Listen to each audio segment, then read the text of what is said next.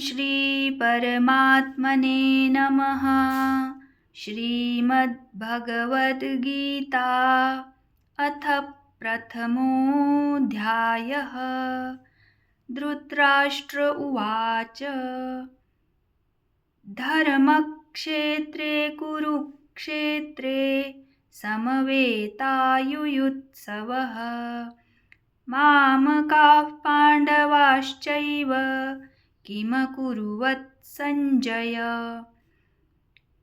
सञ्जय उवाच दृष्ट्वा तु पाण्डवानीकं व्यूढं दुर्योधनस्तदा आचार्यमुपसंगम्य राजा वचनमब्रवीत्।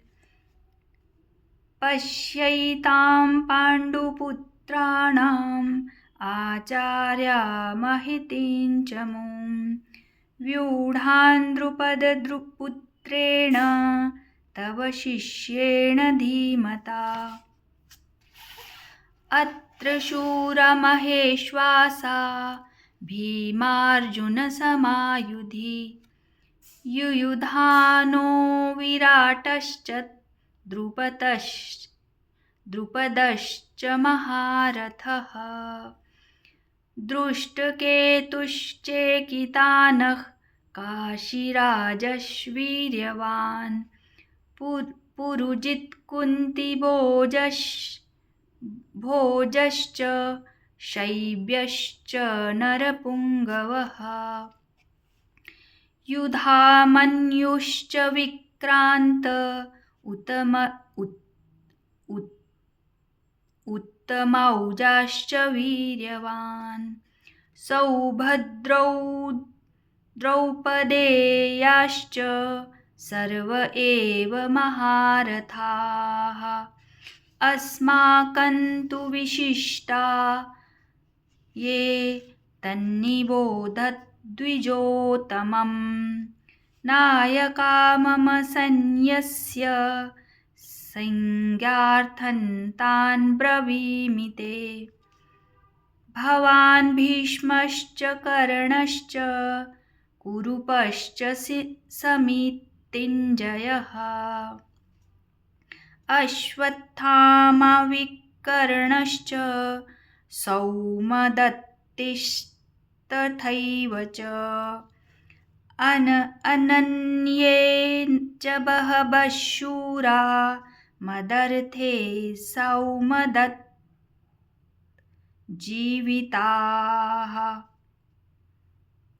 नानाशस्त्रप्रहरणाः सर्वे युद्धविशारदाः। अपर्याप्तं तस्माकं बलं भीष्माभिरक्षितम्।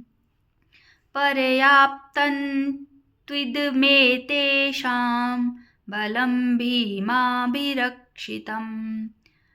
अयनेषु च सर्वेषु यथाभागमवस्थिताः।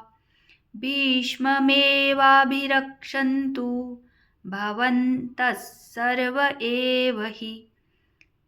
तस्य सञ्जनयन् हर्षं कुरु वृद्धः पितामहः। स्यूनादौ विनद्योश्चैष शङ्खं दद्मौ प्रतापवान्। ततः शङ्खाश्च भैर्यश्च पणवानकगोमुखाः। सहसैवाभ्यहयन्त सशब्दस्तु मूलोऽभवत्। ततः शतैर्हयैर्मुक्ते महति स्यन्दने स्थितौ। माधवः पाण्डवश्चैव दिव्यौ शङ्खौ प्रदद्मुः। पैञ्चजन्यः ऋषिकेशो देवदत्तं धनञ्जय पौण्ड्रं दद्मौ महाशङ्खं भीमकर्मावृकोदरः अनन्तविजयं राजा कुन्तीपुत्रो युधिष्ठिरः नकुलः सहदेवश्च सुघोषमणिपुष्पकौ काश्यश्च परमेश्वासः शिखण्डी च महारथः धरुष्टद्युम्नो विराटश्च सात्यकिश्चापराजितः द्रुपदौ द्रौपदेयाश्च सर्वशः पृथिवीपते सौभद्रश्च महाबाहुः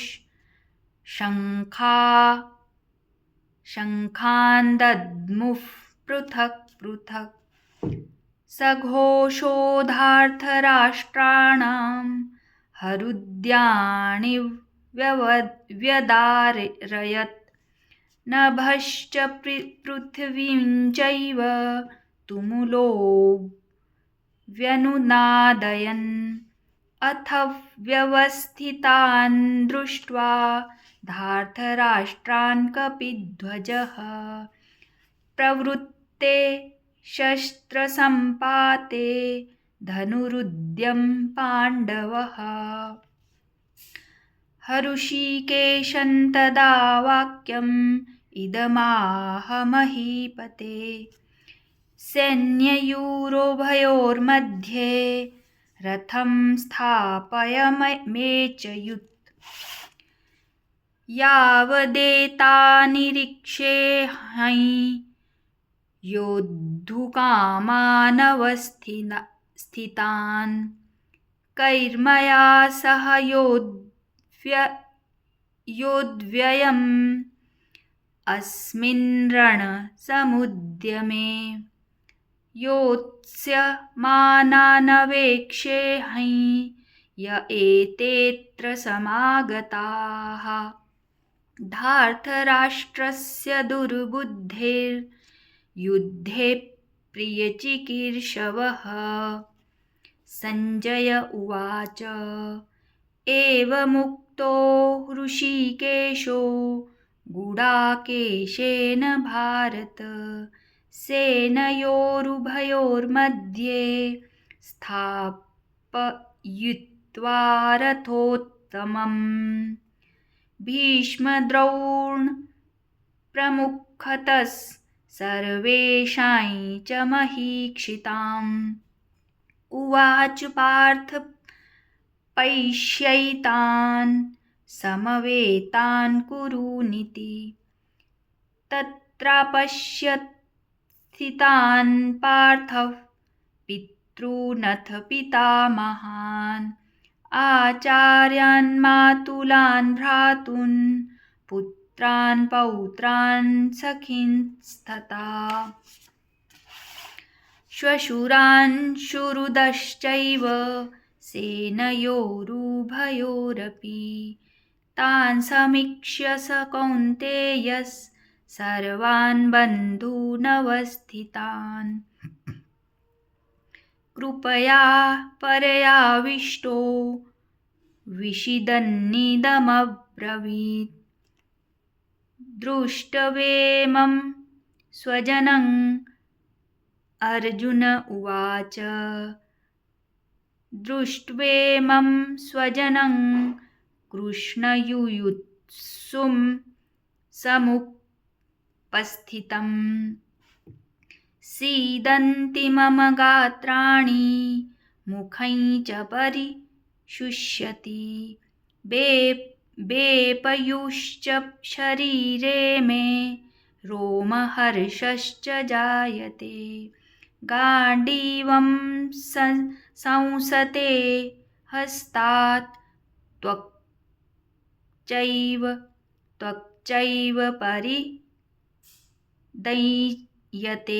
परिदह्यते न च शक्नोम्यवस्थातुं भ्रमतीव च मे मनः।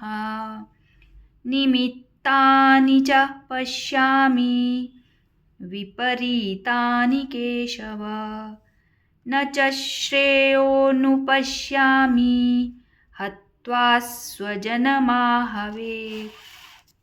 न काङ्क्षे विजयं कृष्ण न च राज्यं सुखानि च। किन्नो राज्येन गोविन्द किं भोगैर्जीवितेन वा। येषामर्थे काङ्क्षितन्नो राज्यं भोगाः सुखानि च त इमेव स्थिता युद्धे त्यक्त्वा धनानि च। आचार्याः पितरः पुत्रास्तथैव च पितामहाः मातुलाः श्वशुराः पौत्राः शालाः सम्बन्धिनस्तथा। एत्रान् हन्तुमिच्छामि धनतोऽपि मधुसूदन। अपि त्रैलोक्यराज्यस्य हेतोः किन्नु मही कृते। निहत्य धार्तराष्ट्रान्नः का प्रीतिः स्वजनार्दन। पापमेव श्रयेदस्मान् हत्वैतानाततायिनः। तस्मात् नार्हा वयं हन्तुं धार्तराष्ट्रान् स्वबान्धवान्। स्वजनं हि कथं हत्वा सुखिनः स्याम माधव। यद्यप्येते न पश्यन्ति लोभोपहच्चेतसः कुलक्षय कृतं दोषं मित्रद्रोहेश्च पातकम्। कथन्न ज्ञेयमस्माभिः पापादस्मान्निवर्तितुम्। कुलक्षयकृतं दोषं प्रपश्यद्भिर्जनार्दन। कुलक्षये प्रणश्यन्ति कुलधर्माः सनातनाः। धर्मे नष्टे कुलं कृत्स्नम् अधर्मोऽभिभवत्युत। अधर्माभिभवात् कृष्ण प्रदुष्यन्ति कुलस्त्रियः। संकरो नरकायैव कुलज्ञानं कुलस्य च। पतन्ति पितरो हैषाल् लुप्तपिण्डोदक्रियाः। दोषैरेतिः कुलज्ञानं वर्णसंकरकारकैः। उत्साधन्ते जातिधर्माः कुलधर्माश्च शाश्वताः। उत्सन् कुलधर्माणां मनुष्याणां जनार्दन। नरके नित्यं वासो भवतीत्यनुशुश्रुमा। अहो बत महत्पापं कर्तं व्यवसिता वयं। यद्राज्यसुखलोभेन हन्तुं स्वजनमुद्यताः। यदिमामप्रतीकारम् अशस्त्रं शस्त्रपाणयः। धार्तराष्ट्रारणे हन्युस्तन्मे क्षेमतरं भवेत्। सञ्जय उवाच एवमुक्त्वार्जुनः सांख्ये रथोपस्थ उपाविशत्। विसृज्य चापं विघ्नमानसः। ॐ तत्सदिति श्रीमद्भगवद्गीतासु उपनिषत्सु ब्रह्मविद्यायां योगशास्त्रे श्रीकृष्णार्जुनसंवादे अर्जुनविषादयोगो नाम प्रथमोऽध्यायः।